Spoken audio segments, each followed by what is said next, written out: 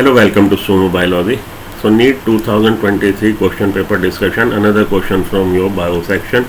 Match the list 1 and list 2. Logistic growth, exponential growth, age pyramid, stable age pyramid, expanding age pyramid. तो देखिए logistic growth क्या है और exponential growth क्या है। आप देखेंगे कोई भी स्पीसीज, कोई भी पॉपुलेशन किसी गिवन हैबिटेट में उसको जो है रिसोर्सेज जो है लिमिटेड है। हम आपको एक ऐसी रोड दे दें और आपको हायाबूसा बाइक दे दें कि चलाओ, रोड पे कोई भी ट्रैफिक ना हो, रोड पे कोई भी स्पीड ब्रेकर ना हो, तो आप मैक्सिमम स्पीड अटेन कर लोगे। लेकिन वही जब आप व्हीकल ड्राइव करोगे हाईवे पे तो आपको ब्रेक्स वगैरह भी लगानी पड़ेंगी। यहाँ पे हम लोग या कोई भी ऑर्गेनिज्म जो धरती पे आया उसका दो ही एम है, वो दो ही काम करने आया, खाना खाने और बच्चा पैदा करने, पॉपुलेशन बढ़ाने अपनी और खाना खाने। बाकी की जिम्मेदारी तो हम लोग खुद ही उठा लेते हैं। तो मेन कोई भी ऑर्गेनिज्म है उसके दो ही एम है, खूब खाओ और खूब बच्चे पैदा करो। अब लॉजिस्टिक ग्रोथ में कोई भी पॉपुलेशन आप जानते हैं एक ऐसी सिचुएशन आ जाती है जिसके आगे वो पॉपुलेशन ग्रो नहीं करती। पॉपुलेशन क्या, group of organism residing in a given geographical area at any particular time. तो गिवन जियोग्राफिकल एरिया वो डिफाइन होगा, वेल डिफाइंड जियोग्राफिकल बाउंड्री में। जैसे दिल्ली की हम कहें पॉपुलेशन इन द ईयर 2023, तो दिल्ली की डिफाइन है जियोग्राफिकल आपकी बाउंड्रीज और ये टाइम भी डिफाइन है। उस समय ऐसा ऑर्गेनिज्म जो एक ही स्पीसीज के हैं, रिप्रोडक्टिव केपेबल हैं, जो वहाँ रह रहे हैं, विच कैन इंटरब्रीड देमसेल्फ, जो इंटरब्रीड भी कर सकें, उनको हम लोग बोलते हैं group of organism residing at of a particular species residing at a particular place at any given time. उसको पॉपुलेशन, तो पॉपुलेशन जो है उसकी ग्रोथ जो है अगर आपको देखेंगे, क्योंकि पॉपुलेशन जहाँ रह रही है उस हैबिटेट में नेचुरल रिसोर्सेज लिमिटेड है। तो अगर पॉपुलेशन ग्रोथ का आप देखेंगे, चार्ट बनाएंगे, तो एक जगह पे आके ये फिर स्टेबल हो जाएगा, उसके आगे नहीं जा पाएगा, क्योंकि वहाँ पे कैरिंग कैपेसिटी आ जाएगी हैबिटेट की। उसके आगे उसको वहन नहीं कर सकता, उससे ज़्यादा नंबर ऑफ ऑर्गेनिज्म को सपोर्ट नहीं करेंगे जितने रिसोर्सेज होंगे। तो अल्टीमेटली एक जगह पे जाके स्टेबल हो जाएगी, उसके आगे वो नहीं जा पाएगी। कंपटीशन वगैरह कह लीजिए, लिमिटेशन वगैरह कह लीजिए, उसकी वजह से नंबर ऑफ ऑर्गेनिज्म पॉपुलेशन में आके रुक जाते हैं। तो लॉजिस्टिकली यही हो रहा, लॉजिक बात जो है, लॉजिकली बात यही है, लॉजिस्टिक ग्रोथ इसको बोलते हैं। तो लिमिटेड रिसोर्सेस अवेलेबिलिटी कंडीशन ये हो गया जी, ठीक है।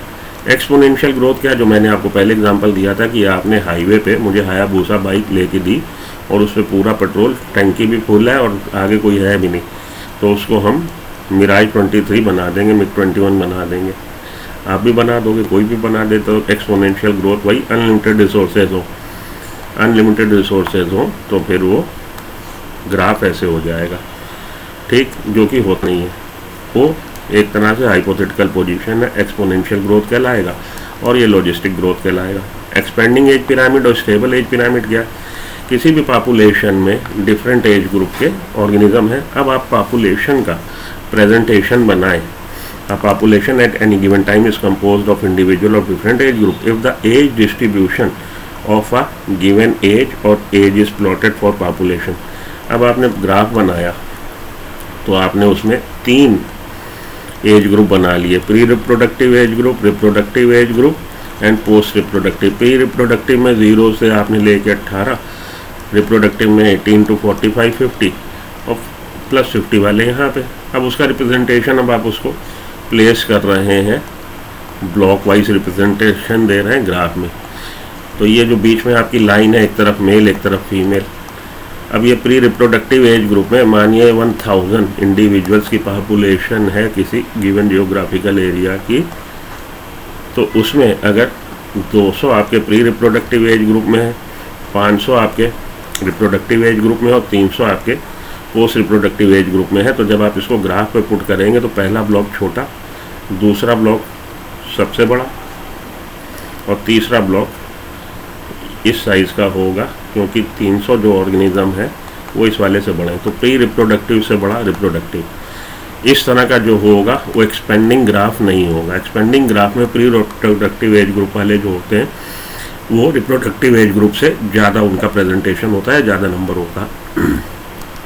तो अगर बेस सबसे बड़ा है और ऊपर की तरफ जाते इस तरह से ग्राफ का शेप आ रहा तो ये एक्सपेंडिंग कहलाती है।